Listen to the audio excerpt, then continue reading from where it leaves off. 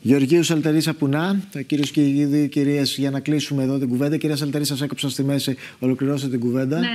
Κύριε Λασκαράτο, σε όλα αυτά θα ήθελα να συμπληρώσω ότι επειδή παρακολουθήσαμε όλοι και την χθεσινή συνέντευξη του Πρωθυπουργού, στην ουσία ο κύριος Μητσοτάκης, αντί να απολογηθεί, εμφανίστηκε ένας παρατηρητής της πραγματικότητας και θα έλεγα ότι φαίνεται, νομίζω και από τον τρόπο που μιλάει, ότι πλέον δεν έχει και κανένα όραμα για τη χώρα. Δηλαδή, του κόστους ζωής και τα προϊόντα και οι υπηρεσίες έχουν αυξηθεί πάρα πολύ την τελευταία πενταετία. Τι μας είπε? Ότι θα ξεκινήσει να δίνει τη μάχη για την ακρίβεια το 2027. Επίσης μου έκανε ιδιαίτερη εντύπωση ότι δεν άκουσα τίποτα για το πάρτι των καρτέλ. Λοιπόν, μην τα βάζετε όλα τα θέματα, γιατί είναι πράγματι πολλά τα θέματα, κύριε Γεωργίου. Ναι, αλλά νομίζω ότι πρέπει να πούμε, γιατί είμαστε και αρχές Αυγούστου, και πρέπει να πούμε ότι πλέον, σύμφωνα με πρόσφατη